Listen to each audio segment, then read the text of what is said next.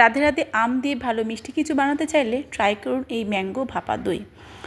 Bangla traditional এই mango ভাপা দই বানানোর জন্য প্রথমে আমি এখানে একটা কটন কাপড়ের মধ্যে 1 কিলো টক দই নিয়ে নিয়েছিলাম।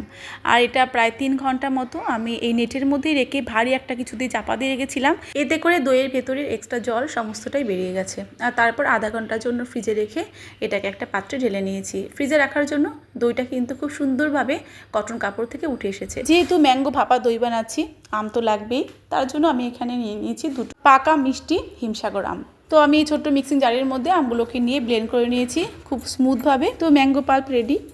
পাত্রে ঢেলে নেওয়া জল ঝরানো দইয়ের মধ্যে দিয়ে দিচ্ছি ম্যাঙ্গো পাল্প। এবার দিয়ে দিচ্ছি কনডেন্স মিল্ক। প্রায় হাফ কাপ মতো কনডেন্স মিল্ক আমি ইউজ করছি। 380 গ্রাম মতো এই ক্যানটা ছিল, তো তার অর্ধেকটাই আমি এখানে ইউজ করেছিলাম। আপনার কনডেন্স মিল্কের বদলে চাইলে গুঁড়ো দুধও কিন্তু এখানে ইউজ করতে পারেন। 2 টেবিল চামচ ম্যাঙ্গো কাস্টার্ড পাউডার দিয়ে দিয়েছি। পরিবর্তে 2 টেবিল চামচ কর্নফ্লাওয়ারও ইউজ করা যাবে। যেহেতু কনডেন্স মিল্ক দিয়েছি, তো তার জন্য এখানে আমি আর আলাদা করে মিষ্টি অ্যাড করছি না। তো সমস্ত কিছু খুব ভালো করে আমি মিশিয়ে নিচ্ছি।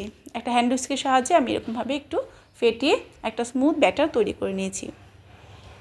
আর এবার এর বেস করার জন্য আমি নিয়ে নিয়েছি এখানে কিছুটা পার্লেজি বিস্কুট। আপনারা আপনাদের পছন্দ মতো যে কোনো বিস্কুটই কিন্তু এখানে ইউজ করতে পারেন। একটা জিপলক ব্যাগের মধ্যে বিস্কুটগুলোকে আমি গুঁড়ো করে নিয়েছি। এবার একটা পাত্রে ঢেলে নিয়েছি।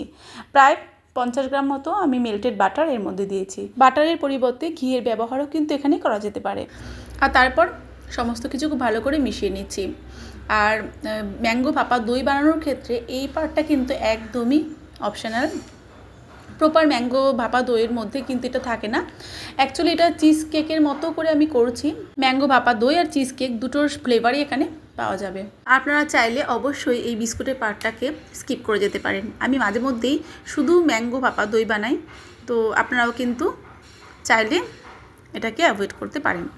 তো যাই হোক, আমি বিস্কুটের মিশ্রণটাকে খুব ভালো করে চেপে চেপে সেট করে নিয়েছি। আর তার উপরে দিয়ে দিচ্ছি দই, আম আর কনডেন্স মিল্কের মিশ্রণ।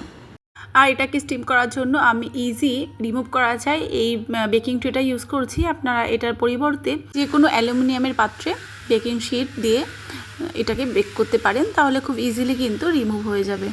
তো আমি সমস্ত মিশ্রণটাকে ঢেলে খুব সুন্দর করে ওপরে সারফেসটাকে প্লেন করে নিয়েছি। আর এবার এটাকে ঢাকা দিয়ে স্টিম করে নেব। তো একটা ফয়েল পেপার দিয়ে আমি এটাকে র্যাপ করে নিয়েছি। একটা প্যানের মধ্যে সামান্য জল দিয়ে তার মধ্যে একটা স্ট্যান্ড বসিয়ে দিয়েছি। আর এবার দইয়ের বাটিটা আমি এর মধ্যে দিয়ে দিচ্ছি।